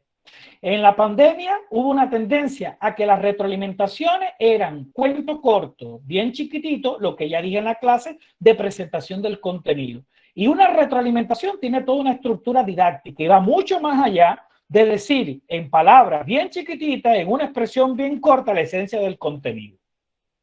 Lo otro tiene que ver con trabajar dentro de los currículum, las mallas de formación, los itinerarios formativos, las planificaciones didácticas hacia el interior de los grados, niveles educativos, unidades, capítulos y temas, la relación entre conocimientos y formación de habilidades.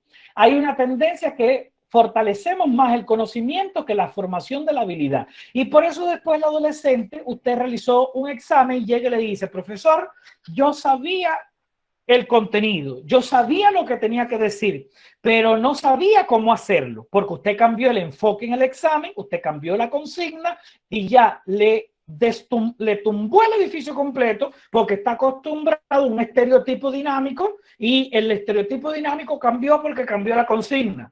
Y entonces él domina el conocimiento, pero cuando usted cambia el enfoque o el nivel de profundidad, ya no sabe realizar el ejercicio. Y en este sentido, trabajar con las habilidades intelectuales es lo primogénito. Analizar, comparar, sintetizar, abstraer, clasificar. Esas habilidades son fundamentales, estimadas y estimados. Y de ahí habilidades docentes, unas que tienen un carácter general porque se utilizan en casi todas las asignaturas. Pero si yo soy profesor de biología, yo debo dominar qué mi alumno necesita de las habilidades intelectuales docentes generales, pero qué aporta la biología como ciencia y como asignatura y que yo debo de formar también en él. Y cuando yo hago una evaluación, yo debo de evaluar y debo también de retroalimentar cómo anda el conocimiento, con qué nivel de profundidad, pero también cómo anda la formación de habilidad. No lo digo yo, lo dice Nina Talicina. La habilidad y el conocimiento, una carretilla. El conocimiento es lo que usted lleva arriba y la rueda es la habilidad. La rueda sin el conocimiento no tiene funcionalidad porque no aporta. Y el conocimiento sin la rueda, que es la habilidad, tiene un carácter bastante estático. Por tanto, esto nos está diciendo que la formación de habilidades y de competencia, que no es más que la integración automatizada de un conjunto de habilidades que se vinculan respecto del tratamiento de un contenido objetivo de aprendizaje, es fundamental si nosotros queremos generar calidad en la educación. Bueno, aquí tengo un ejemplo típico de algunas de las cuestiones que había explicado con la ley del desarrollo cefalocaudal y también las distintas etapas por las que transita el atrape del lápiz derivado del desarrollo neuropsicomotor del niño y la niña. Y aquí un énfasis. Hay niños que llegan a la educación básica con 6 años y tienen una pinza cuadrípede o una pinza cilíndrica. Entonces eso nos está dando fe de preocupaciones, de cuestiones que hay que ir entrenando, pero no podemos dejar la presión de los padres, que el padre nos presiona que aprenda a leer y escribir, donde todavía las habilidades de motricidad fina que sí tiene que formar en educación parvularia no las tiene logradas. Entonces hay que ir de lo poco a lo mucho. A veces haciendo poco se garantiza lo mucho porque se dan las bases, los sostenes que garantizan la calidad de la educación. Y en este mismo contexto, para los que son de educación infantil, que a veces cuesta un poco de trabajo comprender, el desarrollo de la motricidad fina transita junto al desarrollo neuropsicomotor infantil. Por eso es que el niño transita en general por estos trazos y los que no son de educación parvularia o preescolar, pero sí tienen hijos, sobrinos, primos, etcétera. Y de ahí en la educación parvularia entonces enseñamos los rasgos de preescritura, que son los que están a su derecha. Y de ahí entonces vamos en la educación básica, sobre la base de todos estos elementos, enseñar los rasgos de escritura que componen las distintas letras del alfabeto español en este caso, pero también los distintos números que nosotros enseñamos en la educación básica y que para poder llegar a esa letra cursiva, a ese número bonito, a la dimensión que lleva en el renglón, en el pautado, hay que sentar esos elementos que tienen que ver con la dimensionalidad, con la temporalidad, con el ritmo adecuado, la motricidad fina, que vamos preparando al niño desde los primeros momentos del desarrollo. Vinculado a la matemática, desafíos que también nos está leyendo la neuroeducación. Hay que trabajar más la representación del conocimiento matemático. Y en este sentido, la relación conjunto-elemento, elemento-número, elemento-conjunto, el cambio en los procedimientos escritos de cálculo, cálculo, operaciones inversas, la comprensión de la relación parte todo, la modelación comprensiva del conocimiento matemático y el trabajo gradual con formas concretas, lógicas, hasta llegar a lo abstracto del conocimiento que usted enseña es fundamental. Es muy difícil que un niño de 8 años llegue a una representación abstracta de un conocimiento si antes no fue transitando de lo manual concreto, lo lógico, lo representativo, para que después se sienten las bases para un mayor nivel de profundidad en cuanto a los conocimientos. Y también la neuroeducación nos está aportando otras herramientas como es el empleo de la música. Ahora, aquí hay que ser cuidadoso respecto de lo estético. No creo que haya temas de reggaetón, que he escuchado en algunas escuelas, que en efecto aporta ese gusto estético y artístico, y por el carácter melódico envolvente que tiene, se utiliza. Cuando utilizamos la música como estrategia neuroeducativa para enseñar, hay que tener en cuenta el ritmo circadiano y también el pulso cardíaco del sujeto según la edad, y también el ritmo que tiene la música en cuanto a los pulsos que genera según su melodía. Por eso es que se recomiendan algunos textos en la obra del doctor David Bueno respecto de cómo utilizar y qué temas utilizar en distintos momentos de la clase y con qué funcionalidad. No es la música por la música, ¿bien? Y bueno, aquí aparecen algunas sugerencias que están quedando grabadas en el tema que estamos compartiendo. Otras estrategias en el campo de la neurodidáctica es el empleo de organizadores gráficos, de araña, de jerarquía, de cadena, el diagrama narrativo, diagrama analógico, diagrama SQA, los diagramas de Venn, de argumento, diagramas de corchete, porque todos estos son formas de representación y algunos de abstracción de conocimiento en los que vamos entrenando a nuestros niños, adolescentes y jóvenes para que representen esencias de conocimiento, establezcan relaciones, expliquen demostraciones, ejemplifiquen y que le da un carácter más integral a lo que aprenden y al mismo tiempo la representación gráfica en efecto aporta, por supuesto, una manera de aprender desde una óptica mucho más integral y sistematizadora de los saberes. Y para darle la palabra a ustedes y generar algún intercambio, preguntas, etcétera, solo quiero terminar con esta sentencia del Papa Juan Pablo II, que en efecto nos convoca a la reflexión respecto de la mirada al cual nos desafía la neuroeducación. Y no se trata de la neurociencia únicamente para generar conocimiento por conocimiento, ni empoderar únicamente a las nuevas generaciones de saberes conceptuales y procedimentales, sino también de elementos actitudinales, valorativos, emocionales, reflexivos, que le permita construir desde una dimensión espiritual, desde una dimensión de la dignidad, pero basada precisamente en la responsabilidad y el amor. Ese es el reto que tenemos nosotros y ustedes en particular que han matriculado en este diplomado, que no va a ser la única instancia formativa en la que resuelvan, en la que aprendan todos los saberes que necesita un docente al respecto, porque todos los días van a estar aprendiendo, pero cultiven ustedes el desafío para buscar lo que todavía necesitamos profundizar, realizar nuevas lecturas, seguir matriculando en otras instancias formativas y mirar la práctica desde una mirada reflexivo, crítica, pedagógico, y que su trabajo y la transferencia de este tipo de conocimiento en efecto tenga un sustento, un fundamento, argumentos para que puedan también ser mejores profesionales desde una mirada más integradora y transdisciplinaria. Le doy las gracias a todos y todas por la atención prestada y me doy a la tarea entonces con todo cariño y respeto de escuchar sus interrogantes, sugerencias, comentarios, críticas también. Gracias, don Oscar. Gracias por intervención. Ha sido una exposición muy didáctica, muy pedagógica, muy cercana, que nos ha podido volver a avanzar en estos criterios de la neuroeducación, las aplicaciones, los errores, el entender la transdisciplinaridad de ello y también los aportes al conocimiento.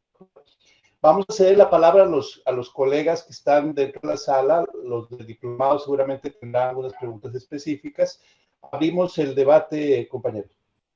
Sería bueno que en esta parte, como ya no voy a colocar más la presentación electrónica, los que lo deseen y tengan la oportunidad igual pueden activar sus cámaras y generamos un espacio sincrónico de comunicación más directa.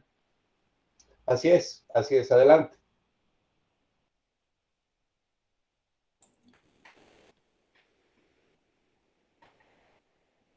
Yo realmente me quedo con algo muy importante para una educación humanizada.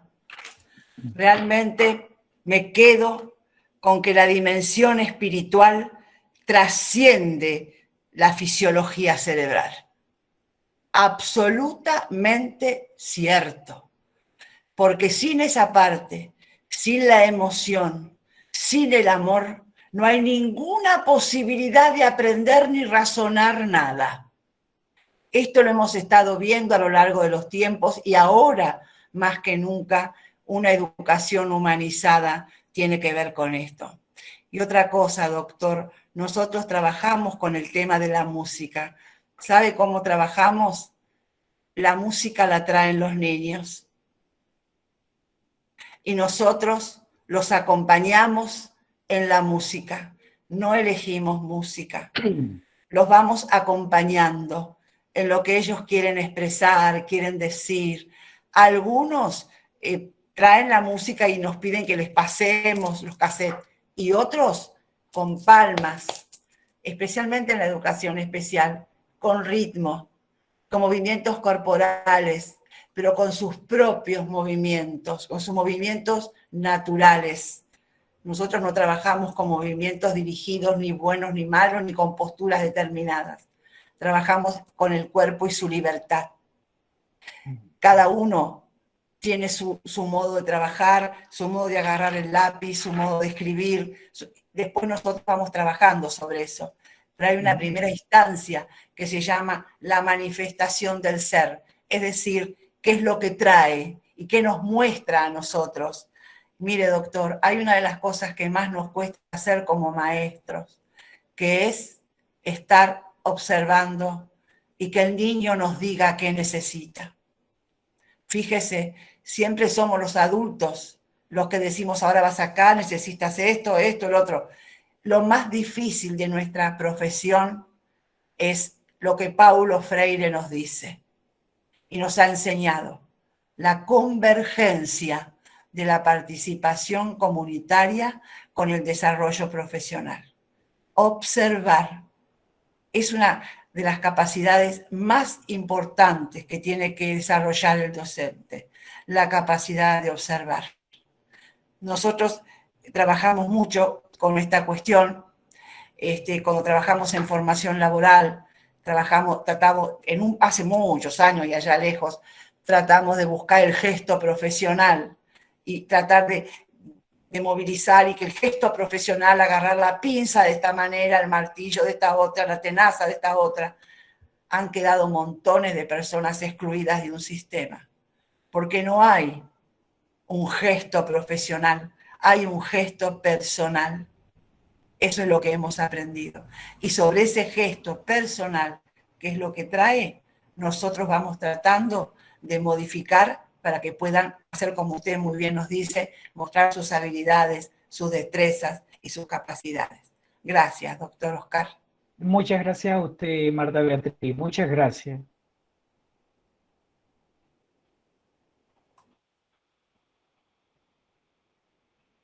¿Alguna otra consulta, comentario?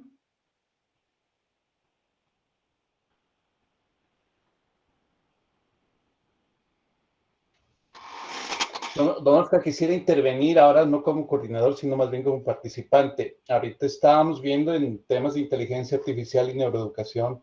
Hay una noticia que me parece interesante que Google está sacando ahora bots o inteligencia artificial que puede inclusive leer documentos y aprender. Las máquinas empiezan a aprender sobre razonamientos humanos, es decir, imitar el cerebro humano, ¿verdad?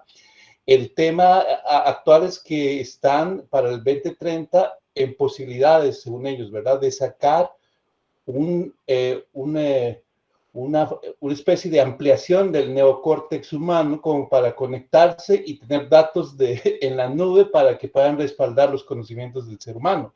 Lo que quiere decir es que lo que están pensando es que los seres humanos vamos a tener que expandir el conocimiento de tal forma que vamos a necesitar incluso una ayuda en la nube para poder tener mayores conocimientos y ampliar mayores conocimientos. ¿Qué le amerita esta investigación, digamos? Yo creo que tiene que ver con una de las tendencias contemporáneas de la ciencia. Y el fenómeno de la inteligencia artificial llegó para quedarse. Y en efecto hay investigaciones sobre el papel y la ayuda de la inteligencia artificial en sujetos, por ejemplo, con Alzheimer, en la atención de niños con Asperger, en la atención de niños con autismo. Y hay muy buenas prácticas en distintos países, hay publicaciones que tienen validación al respecto, cuyo empleo de la inteligencia artificial con un rol educativo y social es fortalecedor. Y ese es el prisma que no debemos de perder en ello. No puede ser la inteligencia artificial únicamente como ente para garantizar un espacio y comunicación e información en ese espacio, en la nube, sino cómo utilizar eso desde la educación, cómo utilizar eso para el desarrollo, cómo utilizar eso para el tratamiento de los que aprenden y que tienen determinadas necesidades educativas especiales. Y yo creo que es un campo en el que vale la pena también formar a los docentes interesados en esa área por los aportes y las grandes aplicaciones que tiene. Incluso en el campo de la gamificación se utiliza mucho también esto de la inteligencia artificial. Y hoy abiertamente la gamificación se ha definido como una de las metodologías activas que más se usa en el mundo contemporáneo. Entonces, igual que la robótica, en el campo también de la educación, son experiencias, son prácticas que tienen un valor, que están siendo validadas y que vale la pena conocer sobre ello. ¿Por qué no? Muchas gracias, doctor Carlos. Gracias. ¿Alguien más quiere intervenir, compañeros? Ok. Recordamos que es la sesión número 12 del diplomado. Agradecemos al doctor Óscar Ovidio Casaldilla Pérez, investigador y académico de la Facultad de Educación de la Universidad Católica de Temuco, en Chile. Agradecemos su participación y la ampliación del conocimiento. Recordamos que la siguiente semana vamos a trabajar un nuevo tema del diplomado y vamos a revisar ambientes que tienen que ver con los núcleos de conocimiento y un seminario sobre aspectos de formación docente en ello. Muchas gracias al doctor y muy buenas noches para todos. Buenas noches, gracias a todos. Gracias, doctor Carlos. Y gracias también a Marcelina, que estuvo ahí todo el tiempo con nosotros. Que estén muy bien todos y todas. Dios los bendiga. Muchas gracias. Muchas gracias, doctor Oscar. Chao. Chao, gracias. Buenas noches, muchas gracias.